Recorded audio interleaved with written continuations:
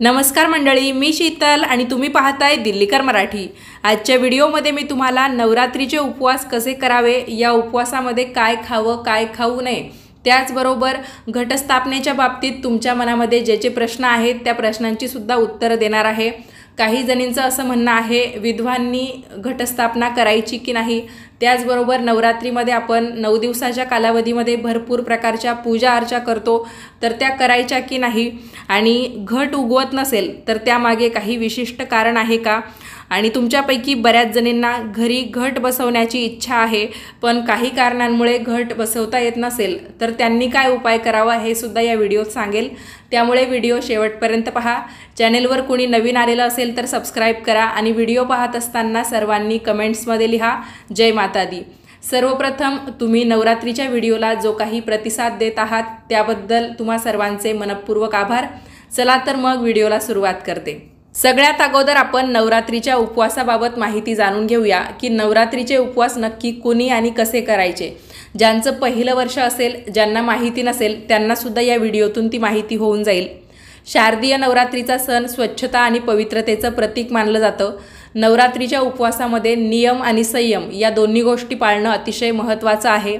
नवरात्रीचं व्रत पाळणाऱ्या भाविकांसाठी किंवा भक्तांसाठी शास्त्रामध्ये काही नियम सांगण्यात आलेले आहे। तसं बघायला गेलं तर नवरात्रीचा उपवास कोणीही ठेवू शकतो, म्हणजे यामध्ये पुरुष, महिला, विधवा, सौभाग्यवती, गरोदर किंवा मासिक पाळी आहे असा कोणताही भेद नाही।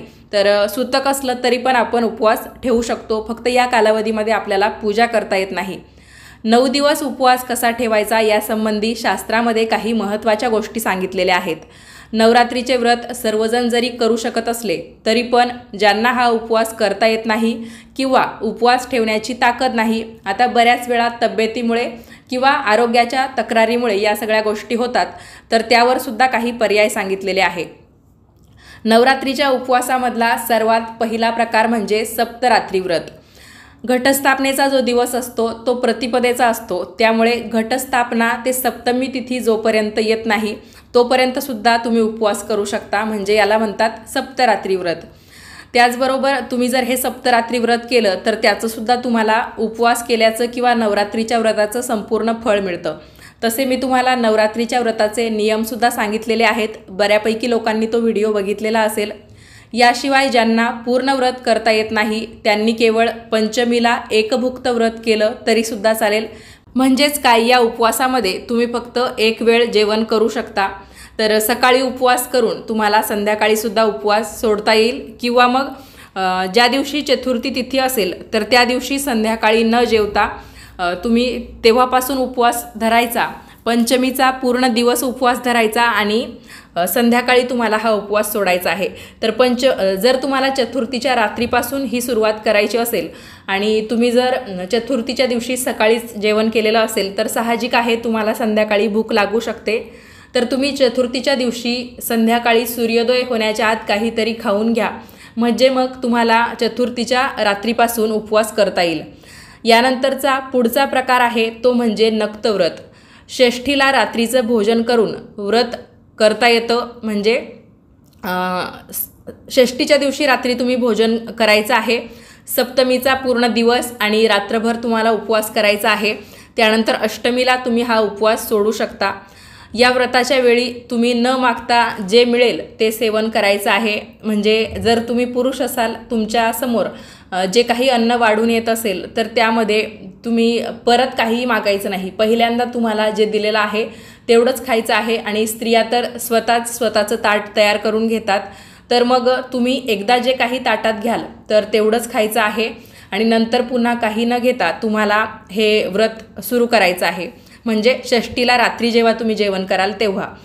त्याचबरोबर सप्तमी, अष्टमी, नवमी असे 3 दिवसाचे सुद्धा तुम्ही उपवास करू शकता, याला त्रिरात्री व्रत म्हणतात। जे लोक प्रतिपदा आणि अष्टमी व्रत करतात त्यांना युग्मरात्री व्रत म्हटलं जातं। जो केवळ आरंभी आणि शेवटी व्रत करतो त्याला एकरात्री व्रत म्हटलं जातं, किंवा आपल्या साध्या सोप्या भाषेमध्ये त्याला उठता बसता उपवास सुद्धा म्हटलं जातं। जो कोणी उपवास करतो त्याने त्या दिवशी, म्हणजे आता ज्यांचे 9 दिवसाचे उपवास आहेत त्यांना तर नियम माहिती आहे की या कालावधीमध्ये आपल्याला एकदम साध्या पद्धतीने राहायचं असतं। नियम आणि संयम या दोन्ही गोष्टी पाळायच्या, म्हणजेच काय, आपल्याला आपले स्वतःचे खूप जास्त चोचले करायचे नाही आहे। जो कोणी गादीवर झोपत असेल किंवा जो कोणी एकदम चांगल्या अंथरुणावर किंवा पांघरून घेऊन झोपत असेल तर त्याने सुद्धा एकदम साध्या पद्धतीने चटईवर किंवा सतरंजीवर या कालावधीमध्ये झोपायचं असतं। आणि तुम्ही भलेही 1 दिवसाचा उपवास करा किंवा मी तुम्हाला ज्या ज्या प्रकारे उपवास करायला सांगितलं तर तुमचे ज्या ज्या दिवशी उपवास असतील तेव्हा सुद्धा तुम्ही झोपण्याच्या बाबतीत किंवा तुमच्या राहणीमानाच्या बाबतीत असे साधे नियम पाळायचे आहे। एकदम साध्या पद्धतीने तुम्ही जितकं हे व्रत कराल तितकं त्याचं फळ सुद्धा तुम्हाला चांगलं मिळेल। नवरात्रीच्या उपवासाबाबत अजून एक महत्त्वाचा प्रश्न असा येत आहे की एका घरामध्ये फक्त एका व्यक्तीने म्हणजे एकाच स्त्रीने उपवास करायचा का? तर असं काही नाही। जरी तुमची पूजा मांडणी एक असेल तरी पण घरातील जितक्या लोकांची इच्छा आहे तितक्यांनी नवरात्रीचं जे काही व्रत आहे उपवास आहे तो केला तरी सुद्धा चालेल। फक्त नवरात्रीच्या या कालावधीमध्ये म्हणजे सप्तमी असेल, अष्टमी असेल, नवमी असेल तर या तिथींना बऱ्याच प्रकारच्या विधी किंवा पूजा अर्चा आपल्याकडे केल्या जातात। जसं की देवीची ओटी भरली जाते, त्याचबरोबर कन्यापूजन केलं जातं किंवा याला आपण कन्याभोजसुद्धा म्हणतो किंवा देवीचं हवन केलं जातं। अजून ज्या काही गोष्टी असतील तर त्या तुम्ही एकच केल्या तरीसुद्धा चालेल। म्हणजे आता जर पती पत्नींनी उपवास केला असेल किंवा मग सासू सून यांनी उपवास केला असेल किंवा घरातील जावाजावांनी उपवास केला असेल तर तुम्ही कन्यापूजनासाठी प्रत्येकीने वेगवेगळ्या कन्या बोलवण्याची गरज नाही। तुम्ही दोघींनी मिळून एकच म्हणजे 5 किंवा 7 कन्या बोलवू शकता किंवा 9 कन्या बोलवू शकता आणि त्यांचं एकत्रित कन्यापूजन कन्याभोजन करू शकता। देवीची ओटी भरायची असेल तर दोघींपैकी कुणी एकीनेही भरली किंवा दोघींनी हात लावून एकाच महिलेची म्हणजे एखाद्या महिलेला तुम्ही बोलवून ओटी भरत असाल तर तसं केलं तरीसुद्धा चालेल। देवीची ओटी भरताना सुद्धा तुम्ही दोघींनी हात लावून ती ओटी भरली तरीसुद्धा चालतं। म्हणजे थोडक्यात मला असं सांगायचं आहे, उपवास एका घरातले कितीही व्यक्ती करू शकता, पण ज्या काही पूजा अर्चा किंवा जे काही विधी आपण नवरात्रीच्या या कालावधीमध्ये करतो ते प्रत्येकाने सेपरेट करावं असा काही आग्रह नाही। तर तुम्ही जे काही उपवास 9 दिवस करा किंवा तुमच्या इच्छेनुसार ज्या पद्धतीने तुम्ही उपवास करणार आहात तर त्यामध्ये खूप खाल्लं पाहिजे असं काही नाही। उलट नवरात्री ही एक संधी आहे असं तुम्ही समजू शकता। जे लोक 9 दिवसाचा उपवास करता तर त्यांनी तेलकट किंवा खूप जास्त उपवासाचे पदार्थ म्हणजे उपवासाचा आहारसुद्धा खूप जास्त न घेता तो अगदी व्यवस्थितपणे घ्यावा की जितकी आपल्याला गरज आहे। नाहीतर मग उपवास आहे मग भरपूर तेलकट वगैरे खाणं किंवा बटाट्याचे पदार्थ खाणं, साबुदाण्याचे पदार्थ जास्त खाणं हेही आपल्या आरोग्याला चांगलं ठरू शकत नाही। यामुळे आपली पोटदुखी असेल, डोकंदुखी असेल या प्रकारांमध्ये वाढ होते आणि आपलं उपवासामध्ये अजिबात लक्ष लागत नाही। कारण साबुदाण्याचे पदार्थ असतील किंवा तेल तूप यांचा वापर जास्त करून काही खाद्यपदार्थ आपण खात असलो तरी पण त्याचा जास्त त्रास आपल्याला होऊ शकतो। तर काही पर्याय मी तुम्हाला सुचवते की तुम्ही या नवरात्रीच्या उपवासामध्ये नेमकं काय काय खाऊ शकता। साबुदाणा खिचडी, भगर हे पदार्थ तर कॉमन आहे, प्रत्येक उपवास म्हणजे कोणताही उपवास असला तरी आपण हे खातोच, पण यामध्ये सुद्धा बरेचसे प्रकार अगदी आपण साध्या पद्धतीने करू शकतो। तर काही उपवासाचे पर्याय मी तुम्हाला सुचवते। साबुदाणा खिचडी, भगर हे पदार्थ आपण खातच असतो, पण यामध्ये सुद्धा तुम्ही अगदी पौष्टिक प्रकार करू शकता। तर ज्या काही भाज्या असतात तर त्यामध्ये भेंडीची भाजी, त्याचबरोबर डांगरची भाजी किंवा चक्की आणि डांगर हे लाल भोपळा या प्रकारामध्ये येतं। तर उपवासामध्ये जे पदार्थ चालतात ते पदार्थ वापरून याची भाजी तयार केली जाते।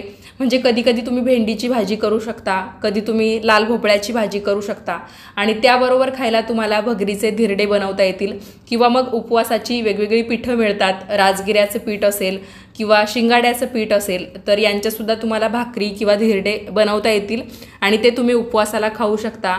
या कालावधीमध्ये तुम्ही फळं खाल्ली तर एकदम तुमच्या शरीरासाठी ते चांगलं राहील।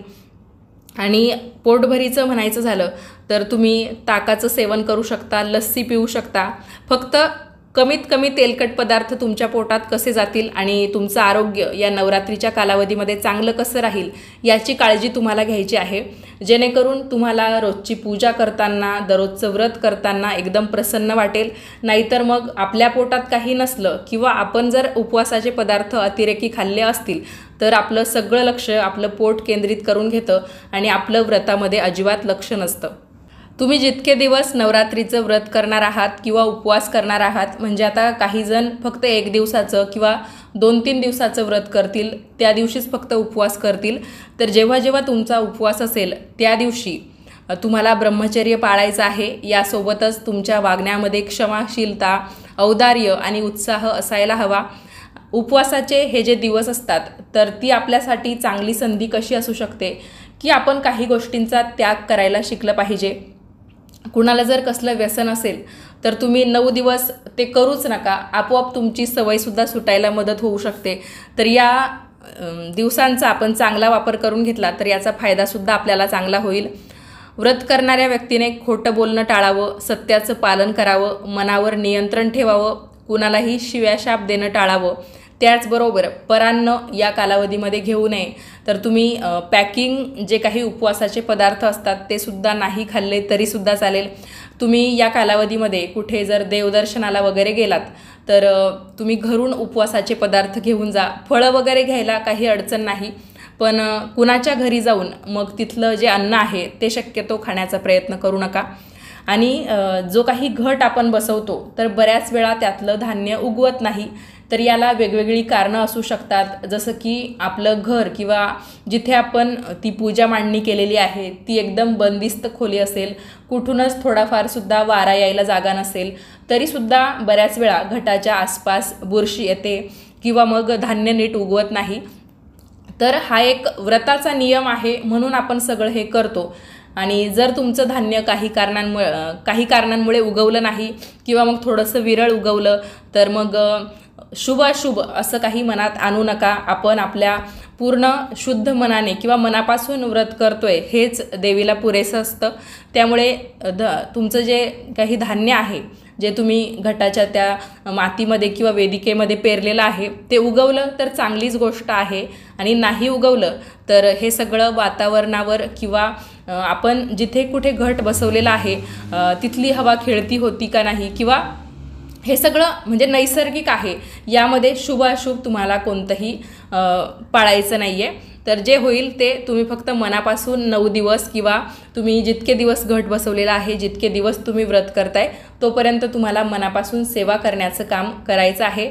फळ द्यायचं की नाही हे संपूर्णपणे आपल्या कुलदेवीच्या म्हणजेच दुर्गादेवीच्या हातात आहे. त्यामुळे ती तुमच्या इच्छा पूर्ण केल्याशिवाय राहणार नाही. जोपर्यंत तुमचा अखंड दिवा चालू आहे तोपर्यंत तुम्ही घर सोडून कुठेही जाऊ नका. आणि जायची वेळ आली म्हणजे घरात कोणी नसेल तर मग तुम्ही तिथून आल्यानंतर स्वच्छ हातपाय धुवून एकदा 9 मंत्र किंवा ओम कुलदेवताय नमः असा 1 माळेचा तुम्ही म्हणजे पूर्ण 1 माळ 108 वेळा जप केला तरीसुद्धा चालतं, काही हरकत नाही. आणि ज्यांना उपवास करायचा आहे त्यांनी घट बसवलाच पाहिजे असं काही नाही. तुम्ही नेहमीप्रमाणे रोजची देवपूजा जरी करत राहिलात आणि नवरात्रीचे 9 दिवसाचे म्हणा किंवा तुमच्या इच्छेनुसार तुम्हाला किती दिवसाचे उपवास करायचे आहेत त्यानुसार तुम्ही उपवास करत गेला तरीसुद्धा चालणार आहे.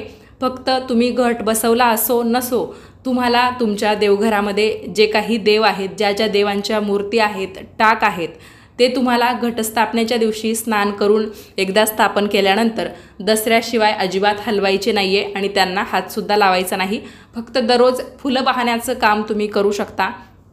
ती जी सुकलेली फुलं आहेत तुम्हाला जर हात म्हणजे देवाला स्पर्श न होता काढता आली तर काढा, नाहीतर मग दररोज फक्त नवीन फुलं किंवा माळा तुम्ही अर्पण करण्याचं काम करा. सर्व जे काही निर्माल्य आहे तयार झालेलं ते आपण जेव्हा घट विसर्जन करतो किंवा घट हलवतो त्यावेळेत काढू शकतो, काही हरकत नाही. विधवा महिलांच्या बाबतीत काही प्रश्न आलेले आहेत की या नवरात्रीच्या ज्या काही पूजा अर्चा आहेत त्या फक्त सुवासिनी महिलांनी किंवा ज्या विधवा नाहीत त्यांनीच कराव्या का? तर असं काही नाही. विधवा महिलासुद्धा कुलदेवीची सेवा करू शकता किंवा नवरात्रीच्या 9 दिवसाच्या कालावधीमध्ये जे काही केलं जातं ते सर्व करू शकता, काहीच अडचण येणार नाही. खूप जणींना इच्छा आहे की घट बसवायचा, पण मग घरामध्ये काही कारण आहे की त्यामुळे घट बसवणं शक्य नाही, किंवा काही जणींना असं म्हणायचं आहे की एका घरात 2 घट बसवणं चालत नाही, पण आमची इच्छा होती, मग गावी बसवतात त्यामुळे आम्हाला बसवणं नाही चालणार कारण एका घरात 2 होतील म्हणून. तर तुम्ही तुमचा सेपरेट देवारा असेल तर मग 2 घट बसवले तरीसुद्धा चालेल.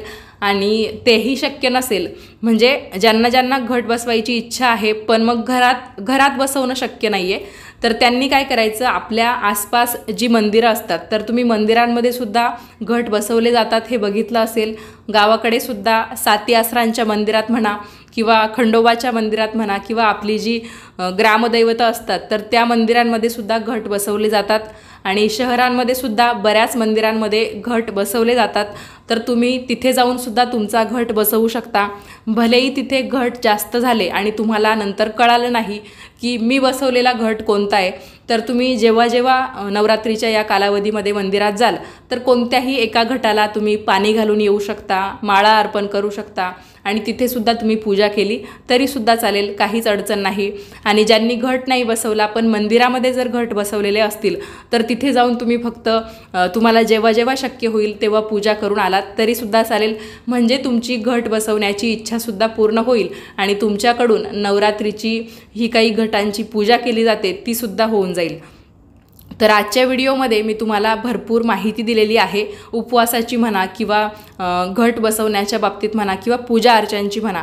तर व्हिडिओ तुम्हाला कसा वाटला कमेंट्स करून कळवा. आवडला तर व्हिडिओला एक लाईक करायला विसरू नका. जास्तीत जास्त लोकांना शेअर करा, म्हणजे ज्यांना ज्यांना हे प्रश्न आहेत त्यांनासुद्धा याची उत्तरं मिळून जातील. तर भेटूयात परत पुढच्याच नवीन व्हिडिओमध्ये. तोपर्यंत सर्वांनी काळजी घ्या आणि असेच छान छान माहितीपूर्ण व्हिडिओज पाहण्यासाठी आजच दिल्लीकर मराठीला सबस्क्राईब करा. धन्यवाद.